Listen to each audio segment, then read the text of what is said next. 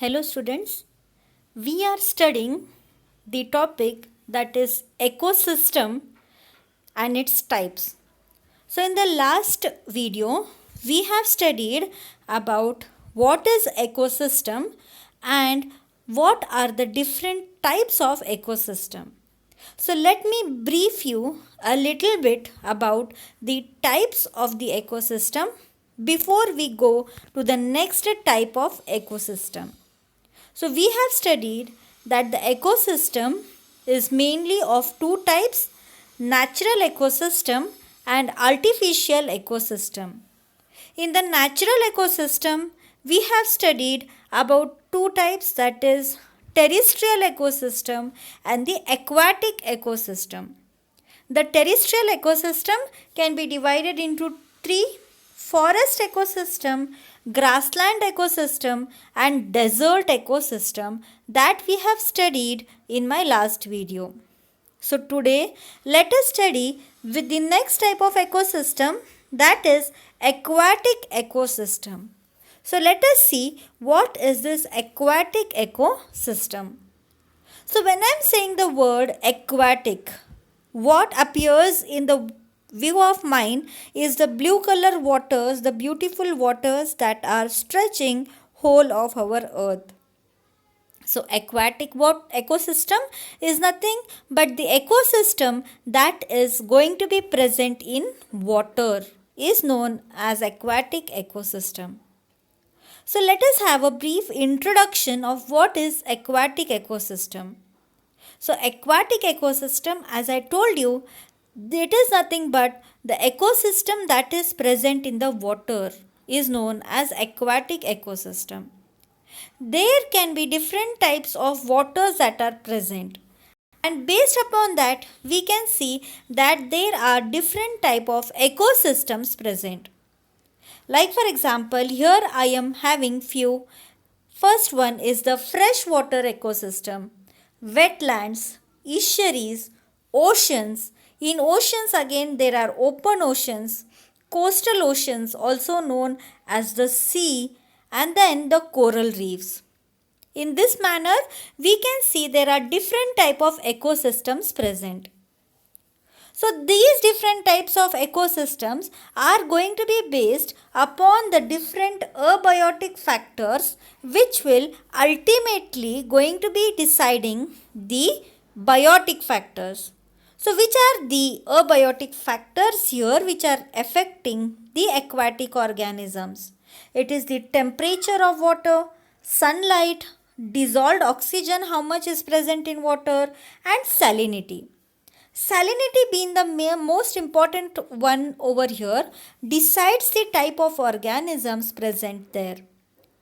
Salinity is nothing but the salt concentration of the water.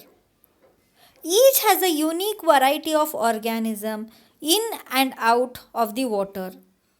Aquatic species have adaptations that enable them to use oxygen underwater.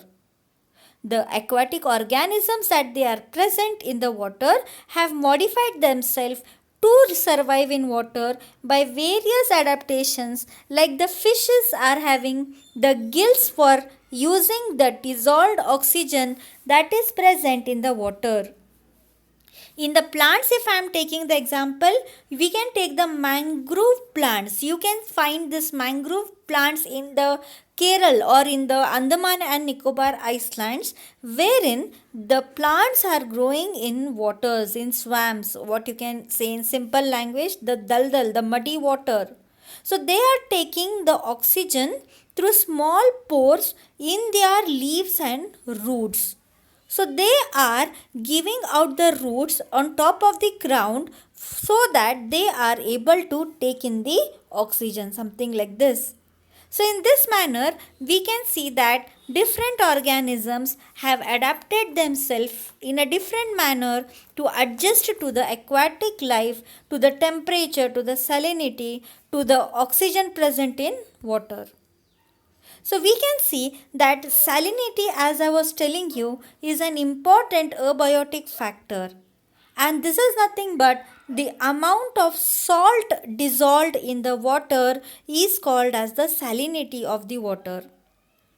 Water in saltwater ecosystem has high salinity compared to freshwater ecosystem which contain little salt, obviously. So herein we can see that in the salt water, that is when we are talking about a sea or an ocean, also known as a marine water, there the salt concentration is more, maybe 30 to 35% of the salt. But in the fresh water, it is going to be only around 5% of the salt that is present. So let us study the first one, that is the freshwater ecosystem.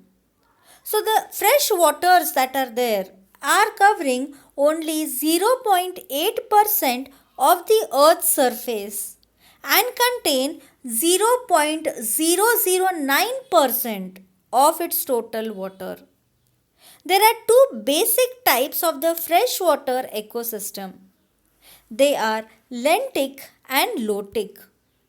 So what is a lentic ecosystem?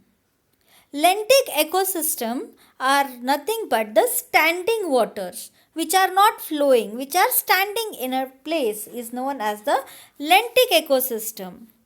It includes the lakes, ponds, swamps, marshes and vernal pools. All these are going to be the standing waters.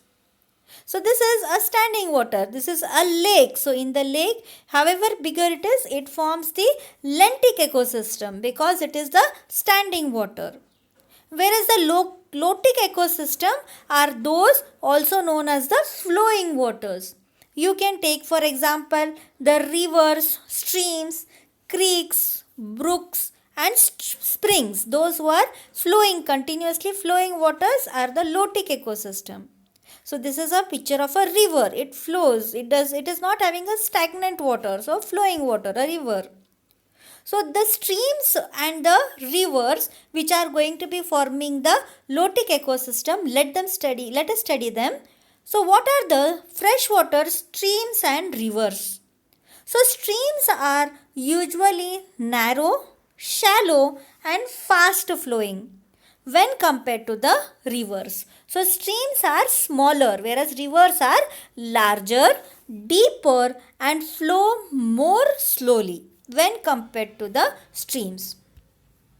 In fact, streams are going to be nothing but they are coming and ultimately meeting our rivers only. So these are going to be forming the underground source of water such as spring or from runoff from the rain and melting of the snow. The streams are going to be arising. They are going to be forming from underground sources of the water such as spring or from the runoff from the rain or from the melting of the snow. They are having water that is often very clear. The stream waters are going to be very clear and they fit for drinking. Soil particles are quickly washed downstream because they are going to be flowing very fast. They are having high oxygen levels because air mixes into the water as it splashes over the rocks. So it is having more surface area because it is going to be running and dashing the rocks, and as a result it is coming more in contact with the air and hence atmosphere and hence has a more oxygen content in them. When I am talking about the rivers are forming from the streams, that is they form when the streams flow together, when the different streams are coming and joining at a place and then from there, from that common point they are flowing, they are known as the rivers. So the rivers have muddy water, they are not as clear as a stream from the soil that washes into from the streams and nearby land. So soil, because the soil is added to the stream, it is becoming having more nutrients such as nitrogen into the river. So they are going to be slow moving and have higher levels of nutrients and more levels of dissolved oxygen compared to the fast moving waters. Now, coming to the fresh water, the next, that is the lentic, we have studied the ponds and the lakes. So in the ponds and the lakes, we can see that the ponds and the lakes contain fresh water that is not flowing downhill. It is not flowing, it is standing at a place. So in these two, what is the difference? Let us see. So the ponds that are there, ponds are shallow and warm. Sunlight can reach the bottom. They are not very deep. They are smaller ones. They are shallow. Shallow means less deep. And because they are less deep, sunlight can easily penetrate them and they are going to be warmer. When compared to the ponds, lakes are larger and deeper. So sunlight penetrates into it from the top to the only few feet. So at the top it might be warmer, but when you are going deeper, it is dark and cold because the sunlight cannot penetrate inside. Then what type of a life is present in the lake? So in the lake, because it is deeper, the lake can be divided into two regions known as the littoral zone and the benthic zone. Littoral zone is going to be the topper zone. Here, this is going to be the littoral zone of the lake. So the littoral zone is shallow where light reaches the bottom and nurtures plants and aquatic life and life is diverse and abundant. In open water, plants, algae and some bacteria capture solar energy to make their own food for photosynthesis. So like you observe in this diagram over here, many organisms are going to be present on the topper surface as it contains more or high amount of energy from the sun. Talking about the benthic zone, the lower zone, this region is near to the bottom of the pond, lake or ocean, which is inhabited by mainly decomposers. Decomposers are nothing but those who are feeding on dead matter. So decomposers, insect larvae and clams, and some bodies of the fresh water have areas so deep that there is too little light for photosynthesis. But the bacteria can live in such deep areas of fresh water. And eventually, dead and decaying organisms are also reaching the benthic zone, that is the below zone that is present over here. Then, talking about the next type of ecosystem. Now we finished the fresh water, lentic, lotic. In that lentic we saw two ponds and the lakes, and in the lotic we saw two, that is your streams and your rivers. Coming to the next, that is your wetlands. So what are the wetlands? Wetlands are aquatic ecosystem that have a thin layer of water covering soil that is wet most of the time, not necessarily all the time. So these wetlands can be fresh water, salt water or both. They are among Earth's most fertile ecosystem. So what are the wetlands? Wetlands are when suppose you are going to be having a river. In the rainy season, the river is becoming full. When the rainy season is over, the river flows out. But during the river rainy season, that area which comes under water is having a thin layer of soil over it. Not more. There permanently water is not present, but a thin layer of water will be present over that is known as the wetland. It is very fertile because the water is going to be bringing the minerals to the fertile land. So these wetlands can be of different types, like wetlands can be of fresh water or salt water or both. So where are they formed? So freshwater wetlands form the edges of the lakes and the ponds and in low areas on the land of the rivers. And saltwater wetlands are formed along the ocean coast, that is on the seashores. Then these wetlands are having high nutrient level, High biodiversity means a variety of organisms are present. Wetlands are also trapping the sediment and they are purifying the water.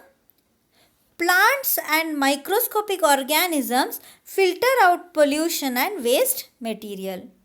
So wetlands are going to be important from the ecosystem point of view. Then coming to the second type of the ecosystem after fresh water, now coming to the marine water. What are marine waters? Marine waters are nothing but the salt waters having the high salinity, 30 to 35% of the salt concentration. Sea, oceans, that are marine waters. So they cover about 3/4 of the earth's surface and include the oceans, coral reefs and estuaries. Algae supply much of the world's oxygen supply and take in a huge amount of atmospheric carbon dioxide.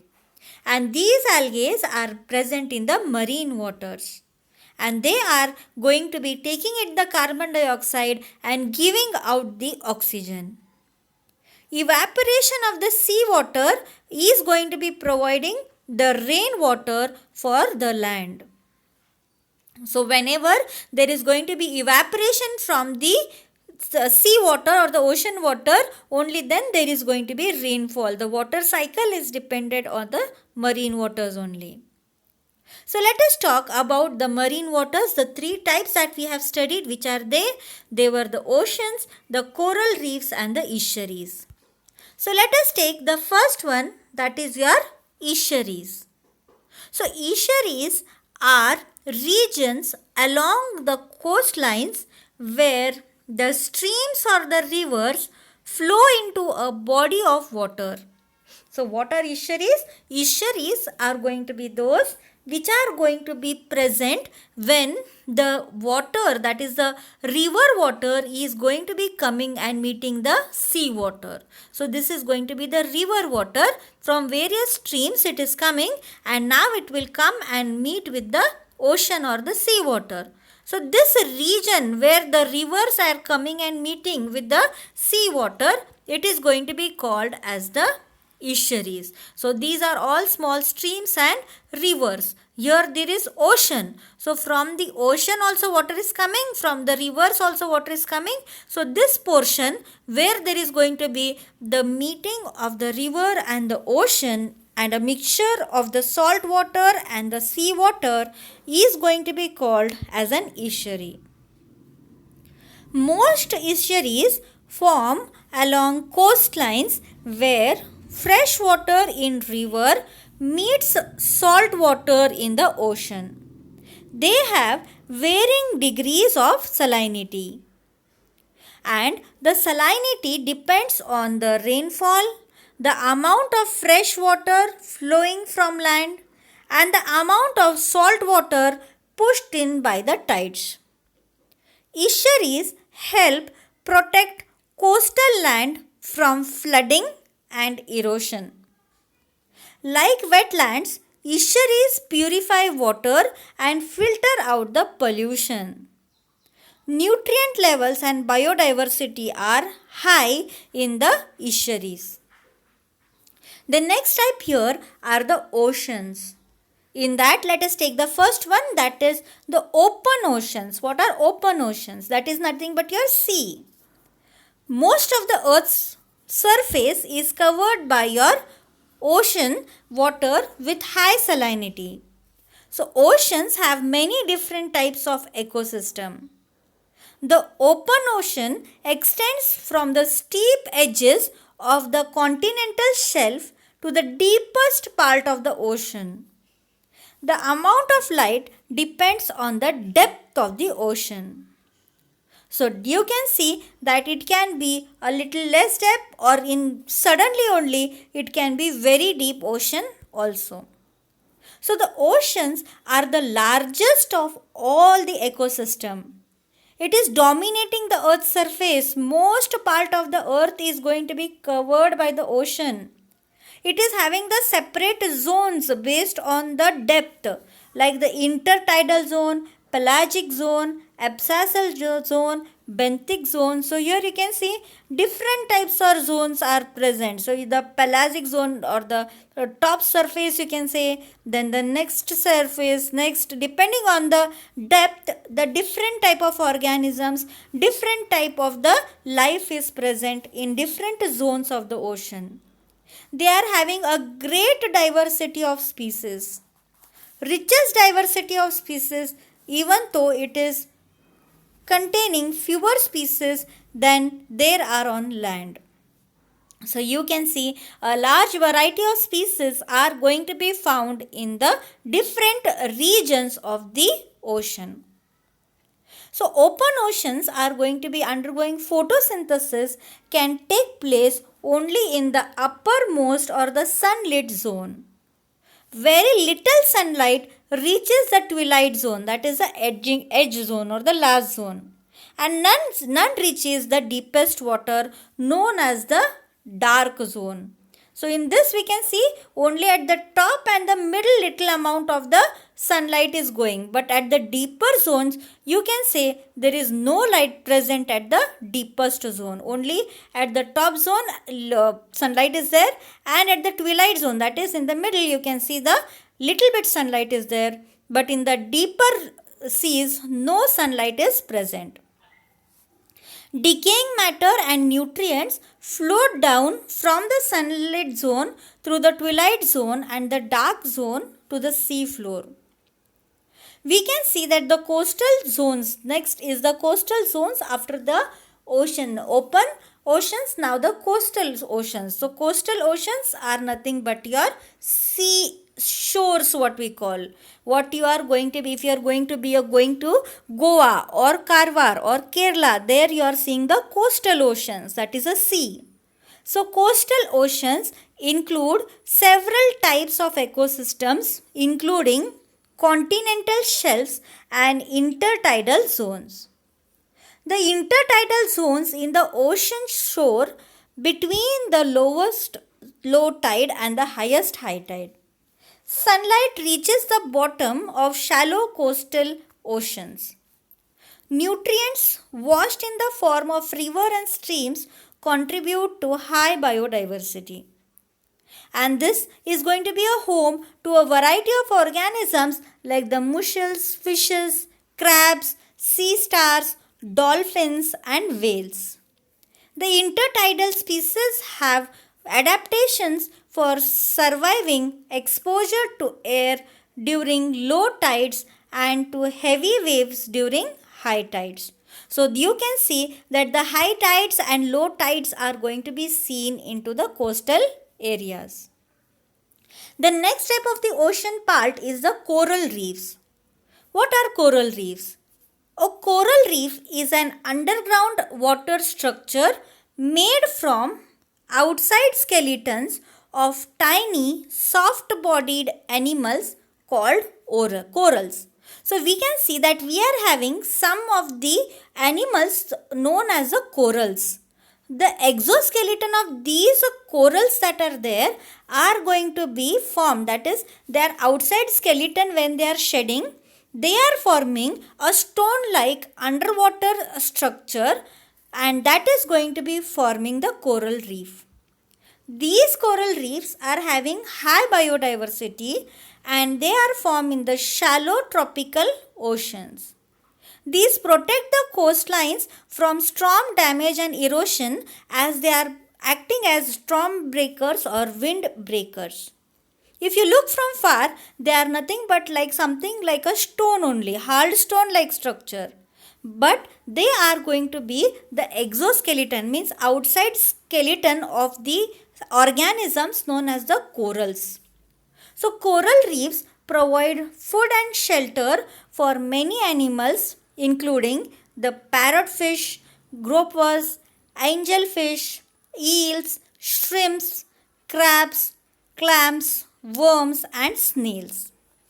So in this way, we can see that the coral reefs are going to be giving us a variety of organisms. The most simplest example of coral reef I can give you is what we call as the Ram Setu, that is present in between India and Sri Lanka. Those are not actually stones, but they are going to be the coral reefs formed by the external skin of the animals called as corals. So that is all about the aquatic ecosystems. In my next video, I will be explaining about the third type of ecosystem, that is the artificial ecosystem or the man-made ecosystem.